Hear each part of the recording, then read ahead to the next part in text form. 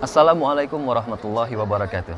Alhamdulillah, wassalatu wassalamu ala rasulillah wa ala alihi wa ashabihi ajmain amma ba'd. Saudaraku, setiap kaum muslimin pasti merindukan tanah suci ini. Apalagi Ka'bah di tanah haram Mekah ini. Di tempat inilah ada dua aktivitas ibadah yang dilakukan, yaitu umrah dan haji. Dan kali ini saya akan mengajak Anda mengikuti bagaimana perjalanan atau tata cara ibadah umroh yang sesuai dengan tuntunan Rasulullah Sallallahu Alaihi Wasallam. Menjalankan ibadah umroh berarti kita telah mempersiapkan diri untuk bepergian atau bersafar. Karena itu, Rasulullah Sallallahu Alaihi Wasallam mengajarkan kita untuk membaca doa sebelum bepergian. Dan doa yang kita lantunkan adalah Astaudi'ukumullahalladzi la tadhi'u wada'i'uh. Aku titipkan kalian kepada Allah yang tidak akan hilang titipannya.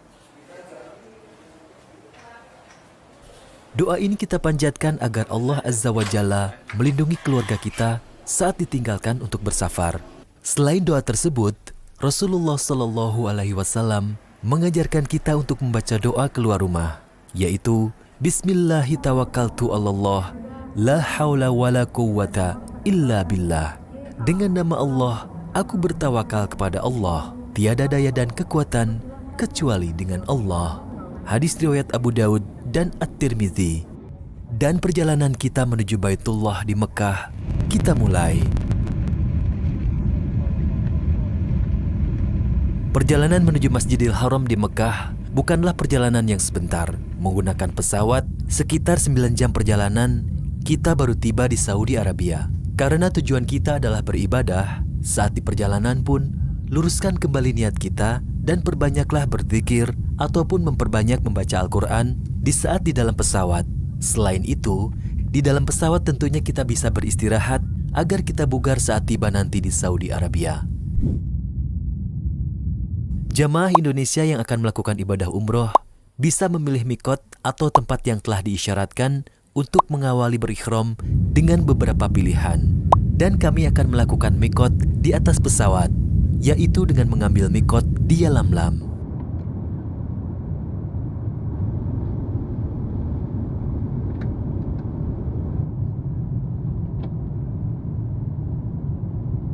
Mikot ini adalah mikot para jamaah yang kepergiannya berasal dari daerah Yaman, di mana pesawat yang kita naiki melewati daerah tersebut. Namun jika Anda akan mengunjungi kota Madinah terlebih dulu, maka mikot bisa dilakukan di Dzulhulaifah atau di Bir Ali.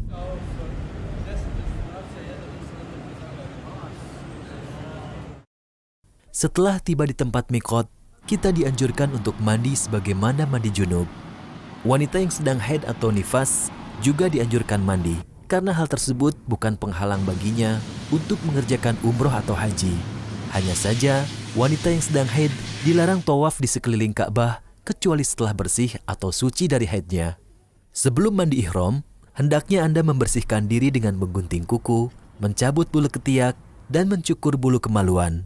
Hal ini bisa juga dilakukan di rumah saat sebelum safar, atau bisa juga di rumah sebelum mandi ihram. Sekarang saya akan mengenakan pakaian ihram karena pesawat sebentar lagi berada di atas Yalamlam. Nah, pada saat pesawat berada di atas Yalamlam, kita disyariatkan untuk melafazkan labbaik Allahumma umratan. Pakaian ihram bagi laki-laki berupa 2 lembar kain putih dan tidak boleh berjahit. Satu digunakan sebagai sarung dan yang lainnya sebagai penutup badan bagian atas. Diperbolehkan juga menggunakan ikat pinggang.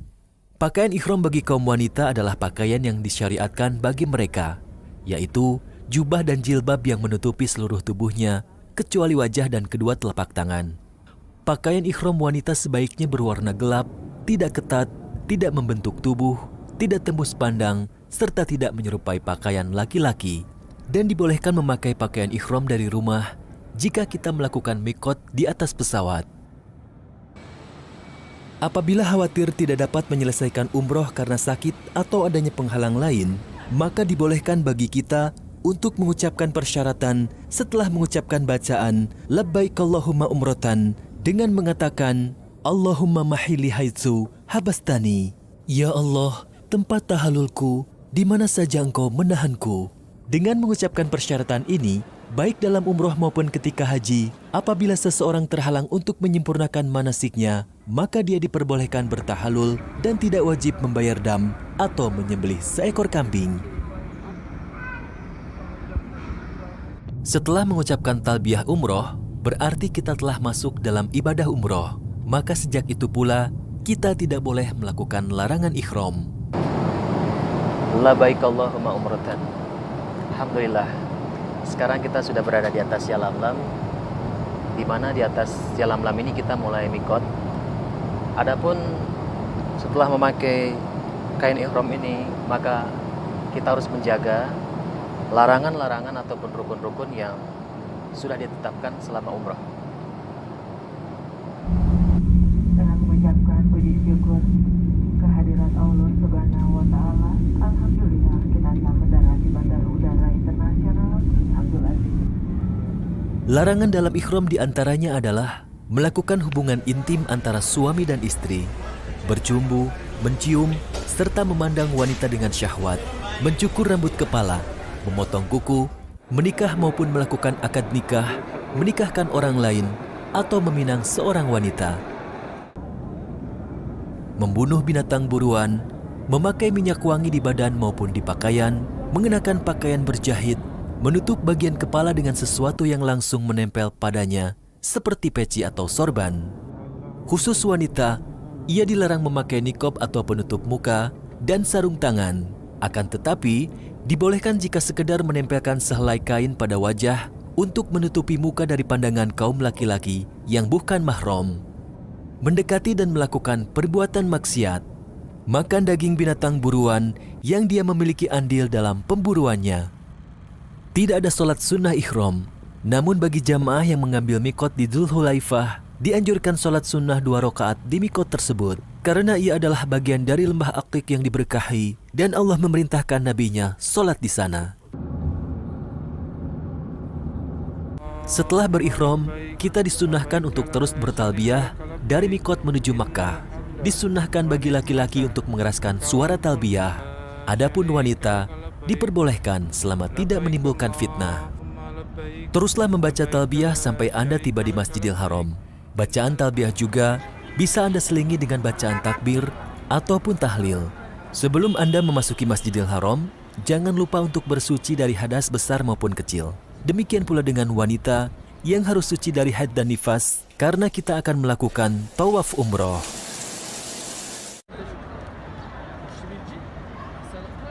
Dan ketika memasuki Masjidil Haram, Rasulullah Shallallahu Alaihi Wasallam mengajarkan kita untuk membaca doa masuk masjid yang bunyinya, Allahumma ftahli abwaba rahmatik. Ya Allah, bukakanlah pintu-pintu rahmatmu untukku. Dan setelah masuk ke dalam masjid, kita tidak perlu melakukan sholat sunnah tahiyatul masjid, akan tetapi langsung mengerjakan tawaf. Sedangkan jika saat kita memasuki Masjidil Haram bertepatan dengan sholat fardu, maka kita bisa mengerjakan sholat fardu terlebih dahulu, baru melanjutkan tawaf. Dan ketika pertama kali melihat Ka'bah, kita disunnahkan untuk membaca doa seraya mengangkat tangan seperti yang pernah dilakukan oleh Umar bin Khattab radhiyallahu anhu. Adapun doanya adalah Allahumma antas salam wa minkas salam fahayna rabbana bis salam. Ya Allah, Engkau adalah as-salam dan hanya darimu kesejahteraan, dan langgengkanlah kami wahai Rabb kami dengan penuh kesejahteraan. Setelah itu kita melakukan tawaf umroh sebanyak 7 putaran. Bagi jamaah laki-laki, sebelum melakukan tawaf, maka ia terlebih dahulu melakukan idtiba, yaitu memasukkan salah satu sisi kain ihram dari bawah ketiak yang kanan, lalu meletakkan ujungnya di atas pundak yang kiri, sehingga pundak kanan terbuka dan pundak kiri tertutup. Tawaf kita mulai di rukun Hajar Aswad atau letak yang sejajar dengannya. Untuk mengetahui kita sejajar atau tidak dengan Hajar Aswad, kita bisa melihat tanda lampu hijau yang merupakan tanda tempat tawaf dimulai.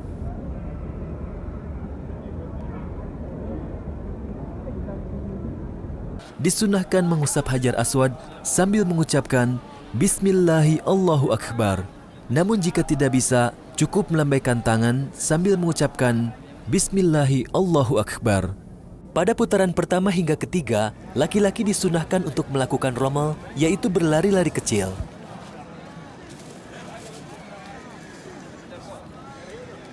Sedangkan pada putaran keempat hingga ketujuh, maka hanya berjalan seperti biasa. Perbanyaklah berzikir kepada Allah atau berdoa. Tidak ada zikir tertentu saat melakukan tawaf, namun perbanyaklah membaca Subhanallahi wa bihamdi, Subhanallahil azim, atau membaca Subhanallah, walhamdulillah, wala ilaha illallah, wallahu akbar, wala hawla wala quwwata illa billah, atau membaca istighfar Astaghfirullahalazim, atau membaca doa-doa lainnya yang berasal dari Al-Quran dan Rasulullah, bersolawat ataupun membaca Al-Quran. Ketika kita tiba di Rukun Yamani, kita disunahkan untuk mengusap Rukun Yamani. Namun jika tidak bisa, tidak perlu memberi isyarat dengan tangan. Ketika berjalan dari Rukun Yamani menuju Rukun Hajar Aswad, pada setiap putarannya, kita disunahkan untuk membaca doa, Rabbana atina fid dunya hasanah, wa fil akhirati hasanah, wa qina adzabannar.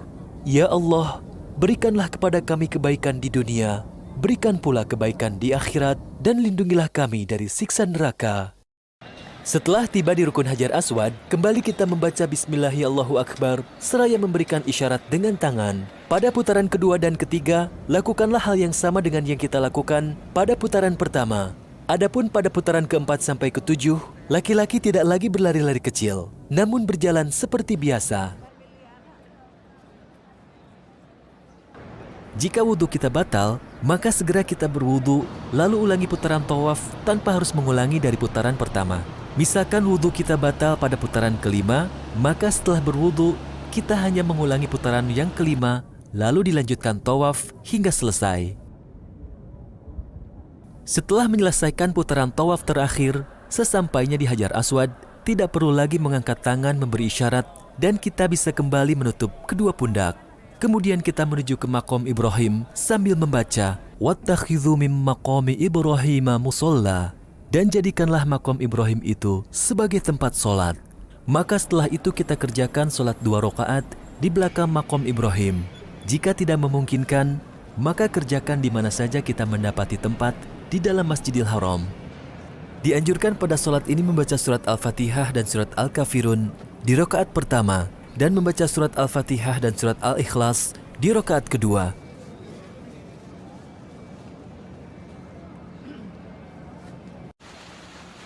Sebelum melanjutkan sa'i, setelah solat sunnah 2 rakaat, kita dianjurkan untuk meminum air zam-zam. Dan doa yang diajarkan Rasulullah SAW adalah Allahumma inni as'aluka ilman nafi'an, wa rizqan wasi'an, wa shifaan min kulli da'. Ya Allah, aku mohon kepadamu ilmu pengetahuan yang bermanfaat, rizki yang luas, dan sembuh dari segala sakit. Ibadah selanjutnya yang kita lakukan adalah sa'i. Sangat jelas petunjuk-petunjuk di dalam Masjidil Haram menuju tempat sa'i. Sa'i adalah kita berjalan dan berlari-lari kecil antara Bukit Sofa dan Marwah sebanyak 7 kali. Ketika telah dekat dengan Bukit Sofa, maka bacalah Innas Sofa wal Marwata min sya'airillah. Sesungguhnya Sofa dan Marwah adalah sebagian dari syiar Allah. Setelah itu kita membaca Abada'u bima bada'allahu bih. Kami memulai dengan apa yang dengannya Allah memulai. Dibaca hanya 1 kali dan tidak lagi dibaca pada saat menaiki Bukit Marwah atau kembali ke Sofa. Saat berada di Bukit Sofa, menghadaplah ke arah Ka'bah dan jika memungkinkan melihatnya. Rasulullah SAW mengajarkan kita berada di Bukit Sofa untuk membaca Allahu Akbar, Allahu Akbar, Allahu Akbar. Allah Maha Besar, Allah Maha Besar, Allah Maha Besar. La ilaha illallah wahdahu la syarikalah, lahul mulku wa lahul hamdu yuhyi wa yumitu wa huwa ala kulli syai'in qadir. Tiada sesembahan yang berhak disembah kecuali Allah semata. Tidak ada sekutu baginya. Miliknya lah segala kerajaan dan segala pujian untuknya. Dia yang menghidupkan dan yang mematikan. Dia maha kuasa atas segala sesuatu. La ilaha illallah wahdahu la syarikalah, anjaza wa'dah wa nasara abdah wahzamal ahzaba wahdah. Tiada ilah yang hak kecuali Allah semata. Tiada sekutu baginya.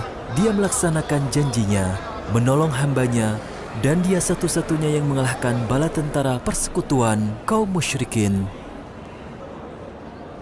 Setelah membaca zikir tersebut, kita berdoa. Boleh berdoa apa saja meminta kebaikan akhirat maupun hajat di dunia. Boleh berdoa menggunakan bahasa Indonesia. Selesai berdoa, kita ulangi lagi zikir yang pertama. Kemudian, kita kembali berdoa meminta kebaikan untuk akhirat dan dunia kita. Dan terakhir, kita tutup dengan zikir seperti sebelumnya, sehingga zikir tersebut menjadi 3 kali dibaca. Selesai berzikir, kita turun dari Bukit Sofa dan berjalan menuju Bukit Marwah sambil membasahi bibir kita dengan zikrullah, memperbanyak doa, bersolawat, ataupun membaca Al-Quran. Sesampainya di tanda lampu hijau, laki-laki dianjurkan berlari-lari kecil dan sungguh-sungguh sambil membaca Allahumma gfir warham wa anta a'azul akram. Ya Robku, ampuni dan rahmatilah aku. Sesungguhnya Engkaulah yang maha perkasa dan maha pemurah.